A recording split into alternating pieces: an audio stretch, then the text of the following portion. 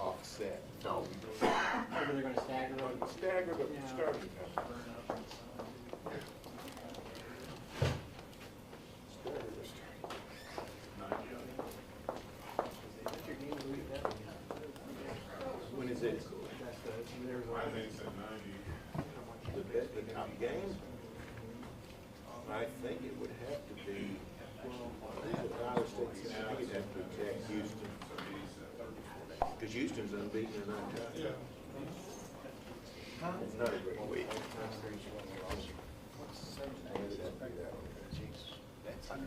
There's no clones that way. No, I'm still not playing. Utah, game tackles, drop passes. Utah and And I didn't see any problems with the quarterback. TCU. Baylor. No, Baylor. Houston Tech. ASU. Arizona State.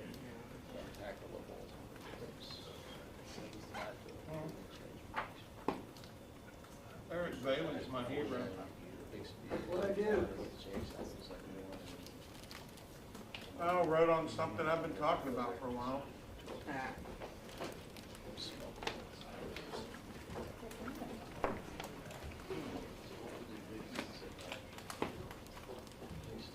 Robert, I got some.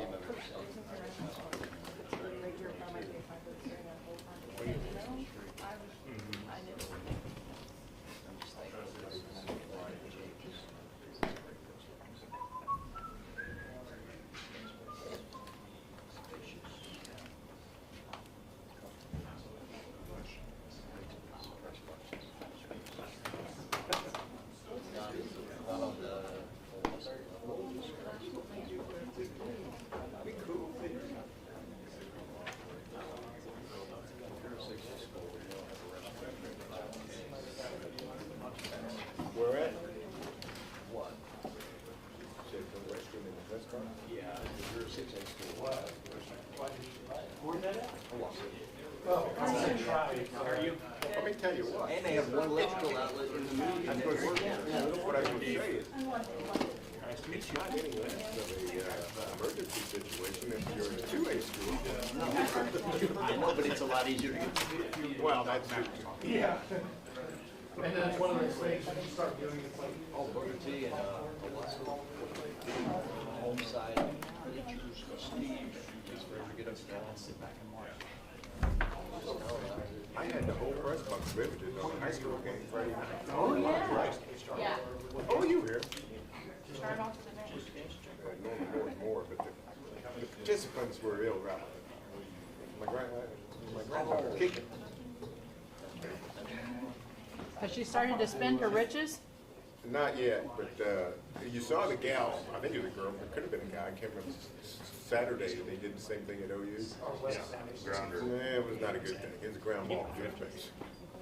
Did we figure out how far it was? Did the It kids? was an extra point on the 10-yard line. Usually would not usually advise that way, but today. She said her street credit's gone way up. Stay on vacation.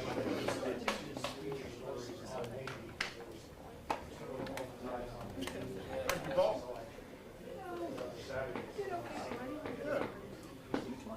First game was,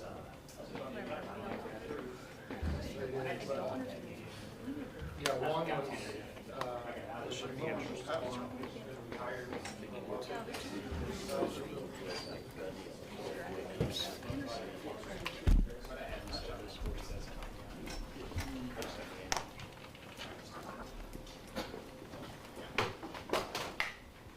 All right, gang, fire away.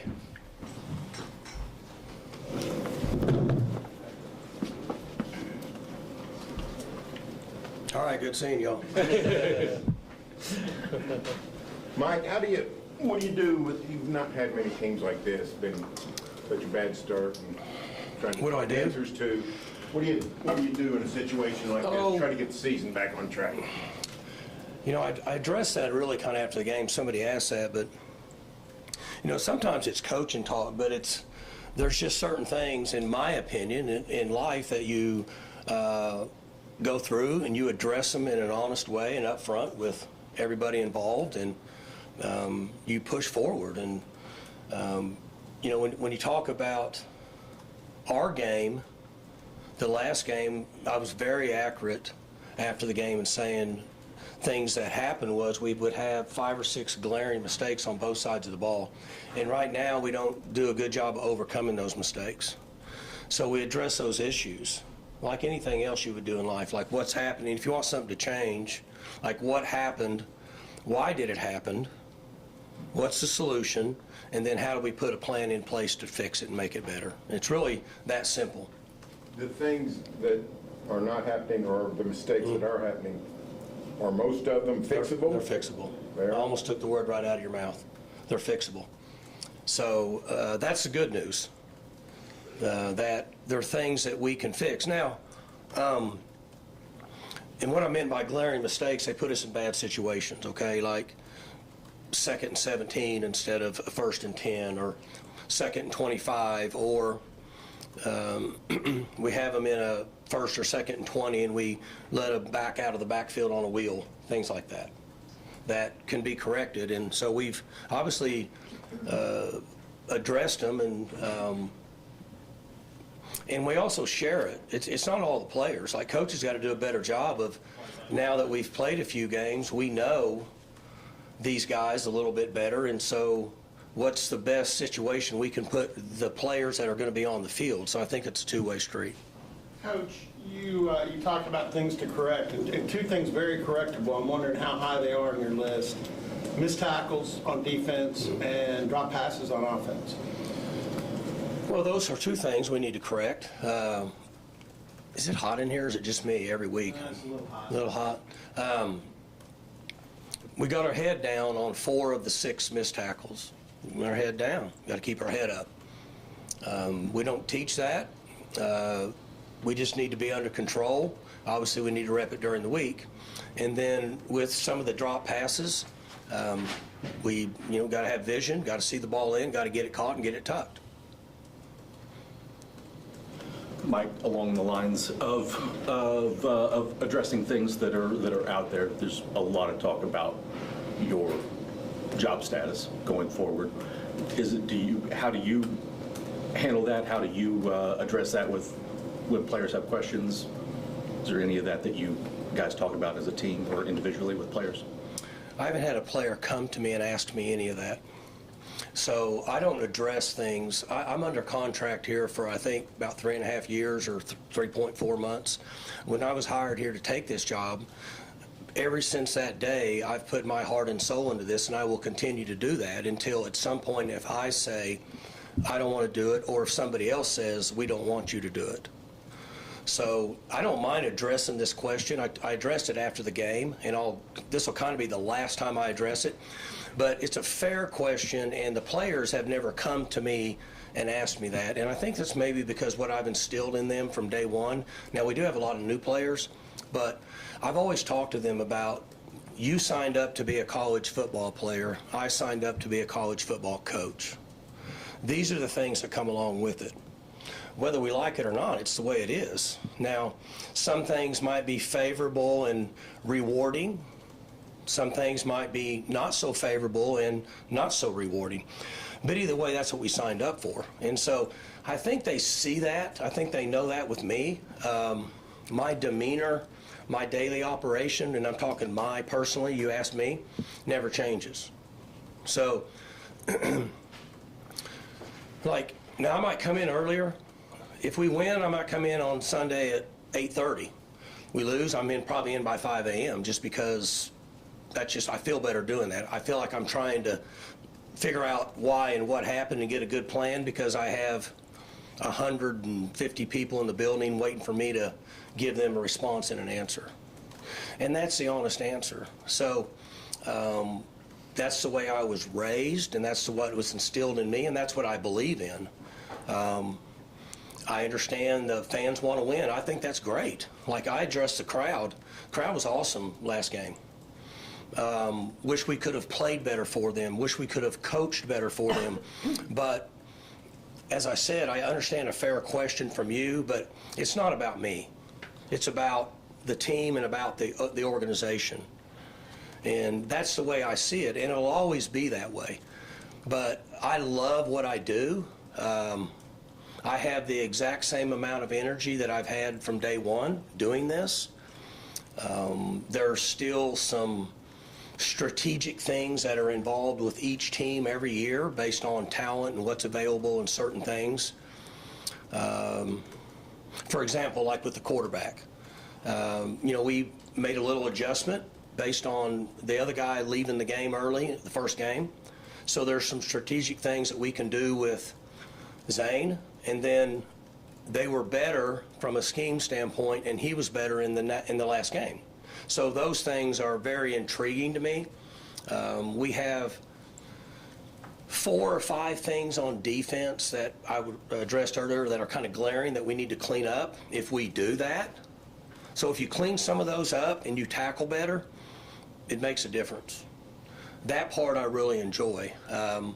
But there's never, ever become a time that I haven't wanted to come to work and pour my heart and soul into what I do for the players. That has never come about. There's a change in the way college football operates, and some coaches have said, I don't like the new way. Meaning? Like NIL, the portal, all that stuff. I mean, prominent coaches. But you don't feel that way. That's from what you just said. Is that right? Well, I didn't address those specific issues. What I said was, he asked me a question about the stuff concerning me. I addressed the question concerning me, which I would like to. I think it's fair that I address this because it is a fair question. We don't live in a shell here. We get it. But I don't think I have to continue to address this with the way I addressed it.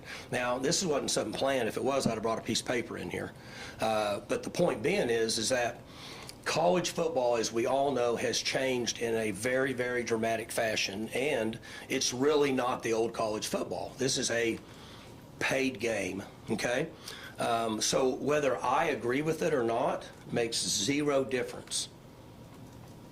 It's like being in an argument with your wife and you know you're right, it makes zero difference. You're wrong. You might as well just get over it, give in, things are going to be much smoother. So, I'm just giving you that. At some point in my life, I will address a lot of things. But right now, my responsibility is our team and what I've been hired to do 21 years ago. And I am 100% all in on that. And that's what I will do based on the hand that we've all been dealt. Equal opportunity. You said some things post-game that, we're riding floors as a young quarterback. He's going to get better. When you watched the tape from Friday, did you think, Flores did some pretty good things? Improved. Really excited about him moving and progressing. If we're going to be honest here, whether people like it or not, we didn't put him in a good situation in Oregon. We weren't really sure about a lot of things, and so I felt like our staff put him in a better situation in this last game. And I thought he showed some improvement. I thought he showed toughness. I thought he ran. I thought he protected the ball. And I know for a fact that he had decent vision of the game. And that's going to get better and better. He's going to have more vision a month from now than he will this Saturday. But that's just the way it is. I said some things about the offensive line of the run game from Oregon that people basically, like they like to say, you're a dumbass, and so forth. But I think this game showed, the run game has shown improvement. So they're improving in that area. We had some glaring mistakes at times up there that would have helped us play better in this last game that we need to get corrected. It wasn't just drop balls and some errant throws. We had 4 or 5 key busts up front that we need to improve. Some of those we're dealing with guys that are new to playing this game at this level. So there has to be a certain level of patience as we bring the players along. And then that ties in with the coaches trying to put them in the best position. That ties in with having enough to score enough points to potentially win every game that we play. Your advantage here for so long was Rob Glass and the coaching, right? Rob Glass. Rob's development of your guys. By the third year, you had a very specific formula. So now that that formula is, if not gone, certainly affected with the roster upheaval every year, is it just knock a lot of the fun out of it for you? Because you did have that advantage for so long. Well, it was a big advantage for us. And Bill, the reason that was an advantage for us is because that's a system that we built. Because when he and I started 21 years ago, that's what I thought we could use to win at Oklahoma State, period. We from day one, I pushed for lots of walk-ons. I wanted to go out and get guys, get them in the program. I felt like he could develop them in 3 years. We'd get a good year and a half or 2 years out of them. They go out in the real world and do well professionally because of this culture, and they're not going to play in the NFL. But it doesn't mean they can't be good college football players. Same thing in high school, right? We see them all the time. We see guys that are great high school players that win a lot of games, but they don't play at our level because they don't have the physical characteristics. So what you're saying is true, but I addressed this earlier, and because I get it a lot too. All right, so I'll get people, the text messages, man, you've done this all this time, you don't need this, you don't need that. What are you doing? Why are you doing this, okay? It is still fun for me. So I addressed this after the game. I, thanked the fans for what they did because they were awesome. Somebody asked me, what do you say to them or what will you do? Well, I would do is come cheer like heck for them. And if you want to be angry at Coach Gundy, then you can do whatever you want that makes you feel better, but don't do it to the team because I think that's what's best for Oklahoma State football, Oklahoma State's athletic department, Oklahoma State University in general. I think that's what's best. That's just my opinion. So you ever think about, like, when you're just to knock the cobwebs out of your guys' minds, maybe throw them a curveball? Who's cobwebs? I'm not. Your players. I mean, they're coming off 2 tough games, so, I mean, like, just do something crazy different on a Thursday night. Take them out for pizza and see a movie. There's a pretty good new football movie, by the way. I mean, just something. Yeah. I've visited with quite a few head coaches over the last 3 or 4 days across the country at different levels. Just to talk about practices, how are you guys doing things different with the new scholarship limitations, hours spent, all the stuff that you kind of want to review to make sure that our system here hadn't really changed for like 19 years. We started making some adjustments last year based on certain things, and then obviously more adjustments this year based on roster limits. So you start calling around and asking, you want to double check, you maybe we're completely clueless, and you get good ideas and stuff, and there are suggestions for things like that. When I go home at night, I get them from people in my house, and so it's all good, and I don't think that's something off base, but what I believe in is what I had said to Scott's question earlier. They have a job to do. We have a job to do. That's your job. This is my job. And so you're responsible for that. You signed up for it. Now, if you don't want to do it, just like I've shared with the staff, if you want to go hide in your office, get on your phone, get in little cliques like junior high, act like you're upset, you need to go coach somewhere else, because that's not what I believe in. Same thing with the players. Like, we signed up for this, let's go, okay? Or if you don't want to, then we have to play somebody else. No hard feelings. And that's the way we've addressed it. And I'm sure guys, I just didn't, I didn't just crawl out from under the rock. I'm not so naive to think that when you have we got about 90 guys practicing now, because we were under the 105, and then you have injured guys, so about 90 guys.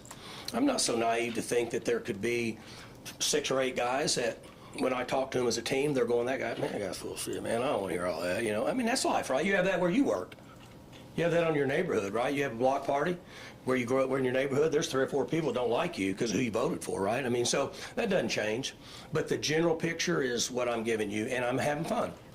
I still am. Twofold question. It looked like you got out of the game Friday night pretty healthy. So I know you're not going to maybe get into specifics, but is that a safe statement? We did pretty good, yeah. We had a couple guys that I was really concerned about and wasn't bad, and we'll find out today. Tonight a little bit, but really tomorrow. The other part of that is, I don't know if you watch Baylor, Arizona State. I watched the whole game. I got to watch the whole game. They talked about the injury reports, which have to come out now for conference games. Baylor was pretty compromised up front, and then they lost Trayvon Barnes to a pretty bad injury, the linebacker. Yeah, sad deal. 36. Yeah, that was good tough. player. What do you think of Baylor? They're athletic, very similar to what they have been. They've got long, tall receivers that can make plays. Backs can run. Quarterback's a good player. He throws it around pretty good. He's nifty. I thought they protected really well up front. Defensively, it's what Coach has done. I don't know. He's been in this system for the last 3 or 4 years-ish, and they're doing the same thing. They don't change what they do. It's what he believes in. They're good at it.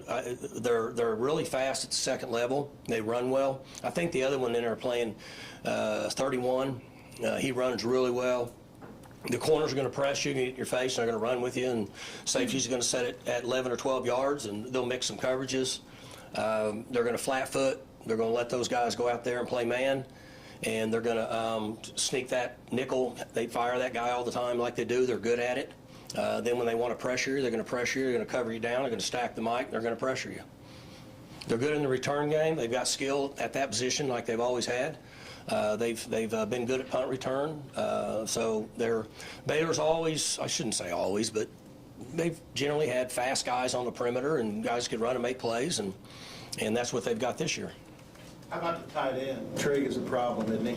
Yeah, he's he's an agile guy, so it's an advantage for him. They do different things with him, and you got to know where he's at. Mike, you talked about you hadn't had any players come to you and say what's going on or any of that. We've talked about facilities may not matter as much as they used to. Uniforms don't matter the way they used to. Do you think for a lot of players who the coach is doesn't matter as much as it used to? I can't speak for them. I know that for the last quite a few years in recruiting or NIL recruiting, whatever we want to call it, I think the coach did matter, just sitting in there and listening to them and families. But I can't speak for them and give that answer anymore.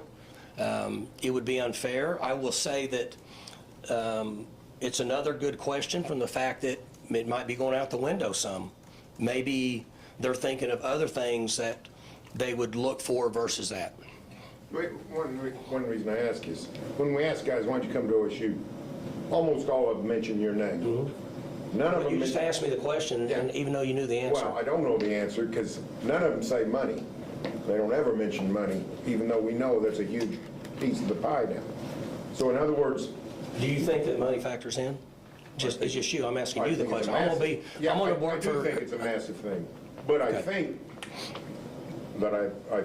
that a coach and his reputation or his relationship still matters. I'm I just do. wondering if That's what I said. I think it does. I'm giving you an answer. I think that it does. Now, the one thing that's changed, Barry, is the relationship part doesn't happen as much because we don't ever see them anymore. You know, most players are committing before they start their way back in the summer and springs. It didn't used to be that way. For a long time, we'd see them, they'd come here, I'd go on a home visit, and we'd spend time, and then you'd have a relationship. Now, this has taken place way before that even happens. So I don't know if there's really relationships as much anymore as it used to be in the past. My honest opinion is that they still want a reputable coach, and the finances have become a factor. That's my honest opinion.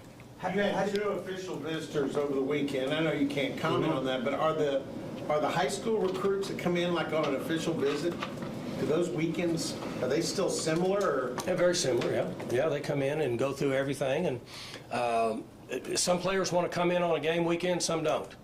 That depends on what they want. So we adjust schedules and work that. We had good visits, and we just keep rolling with it. How did you think Zane, when y'all went up tempo on Friday, how did you think Zane handled that? And would you like to go faster? Or do you like the mix you have now?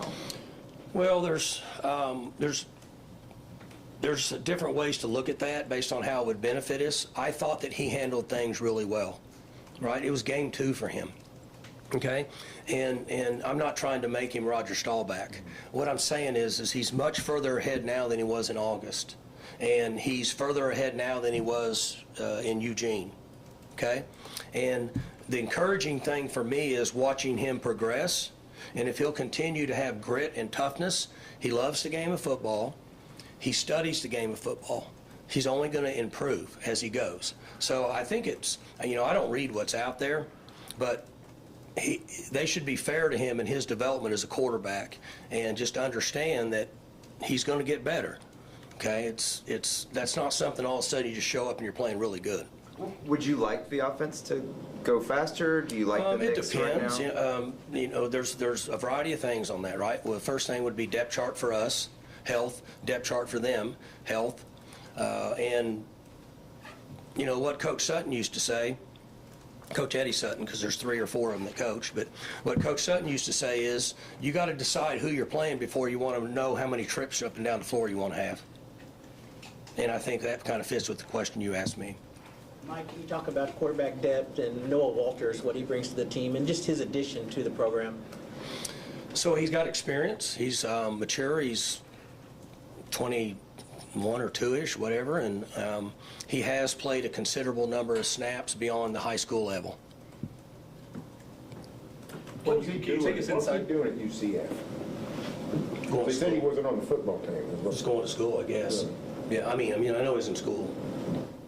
How did you guys find him? What goes into getting him on the roster as far as compliance goes? Just kind of tell us that story. I don't know. I know it came out of scouting department, and we said we needed a guy. You would have to ask them. I didn't ask how they found him. Compliance does background checks on whatever, and I don't know what they do on that either.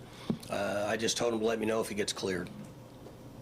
So did you correspond, Cale, your brother Cale, was in Italy and all over Europe for a couple of weeks, and one day he's doing a radio report during a moped tour of the mountain area in Italy. He was doing a radio show where?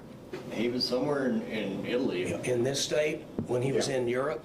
Yes, right. Awesome. Yeah, several of them, in fact. I'm working my ass off and getting beat to death by the public and on social media, and you guys are really nice to me, and he's in Europe. Right. Yeah. But when you did, surely y'all corresponded when he was in Europe, or he texted your. I did not talk to him. Really?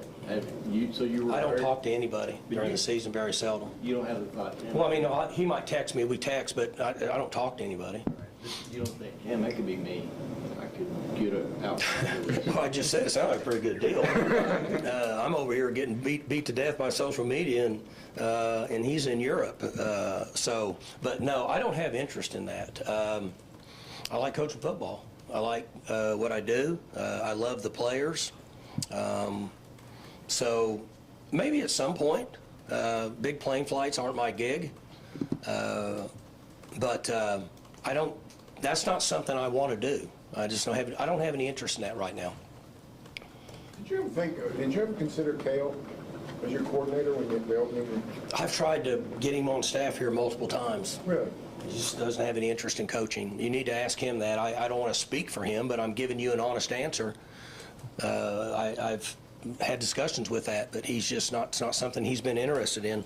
I mean, you guys are all together in the media. I call him a media boy too now.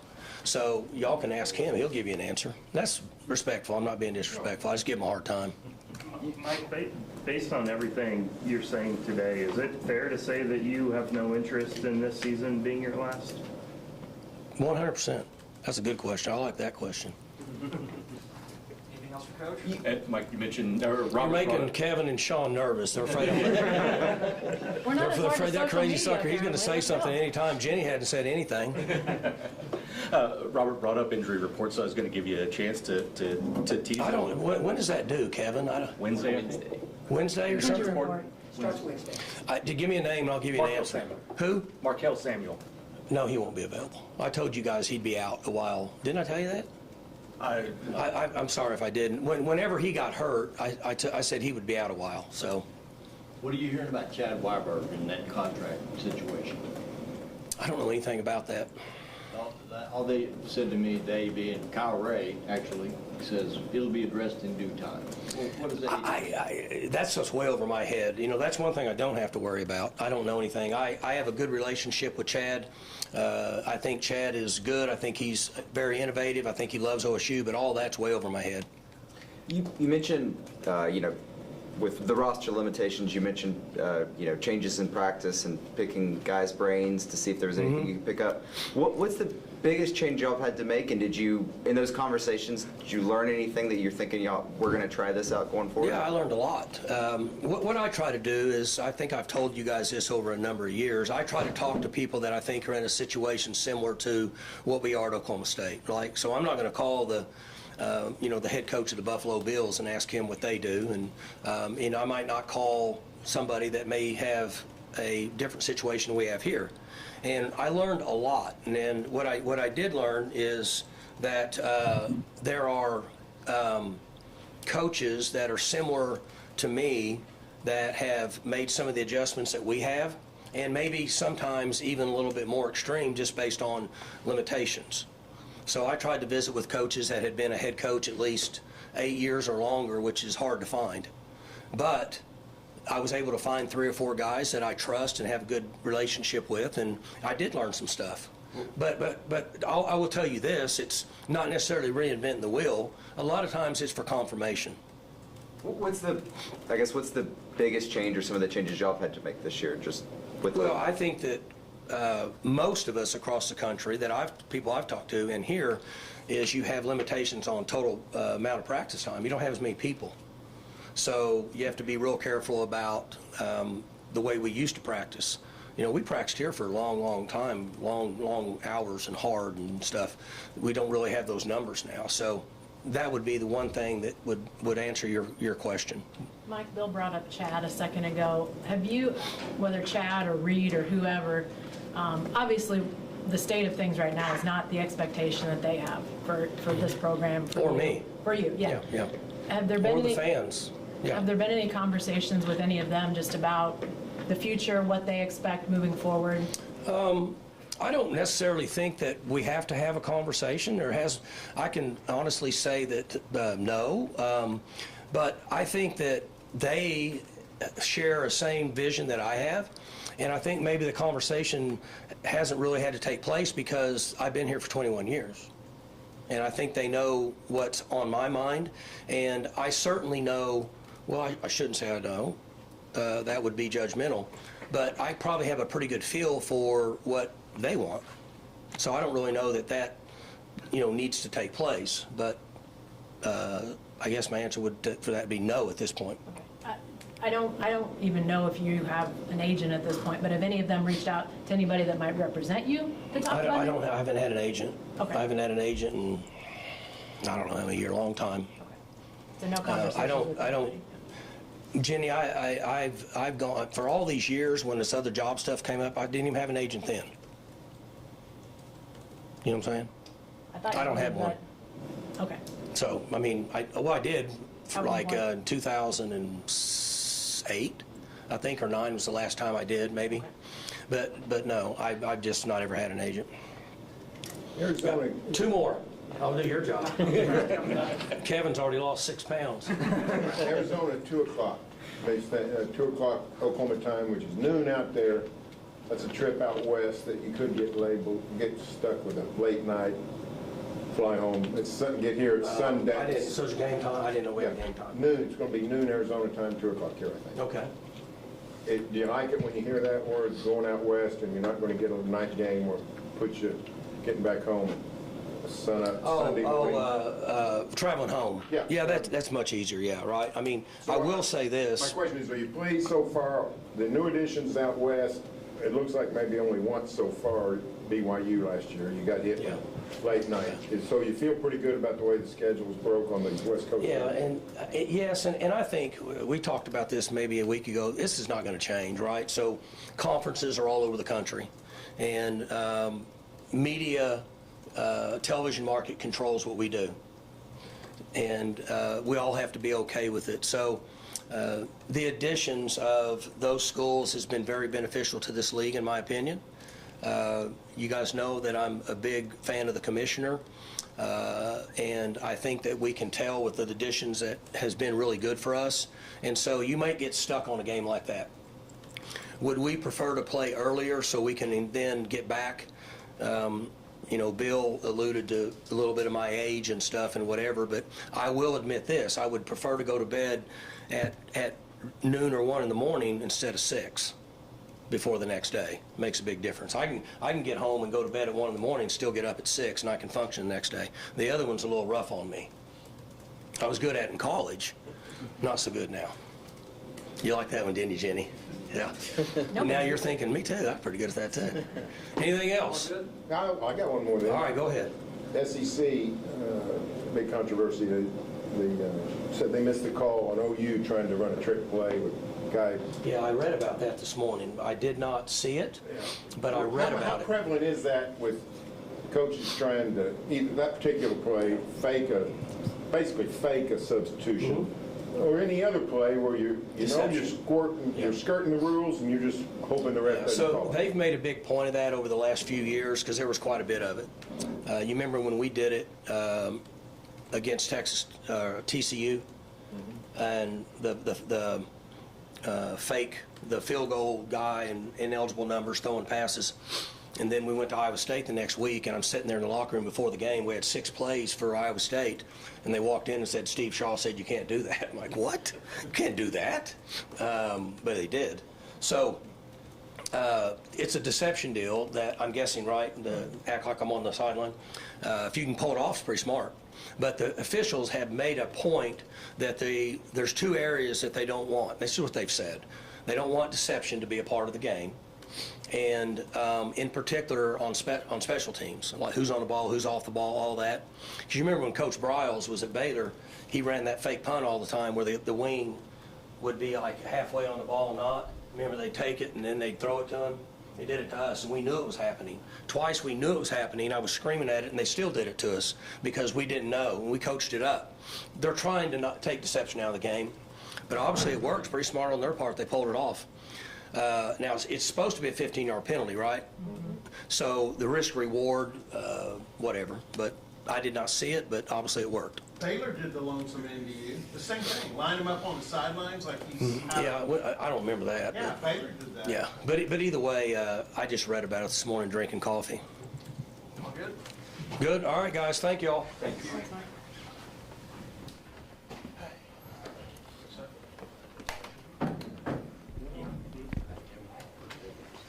Are we 12:45?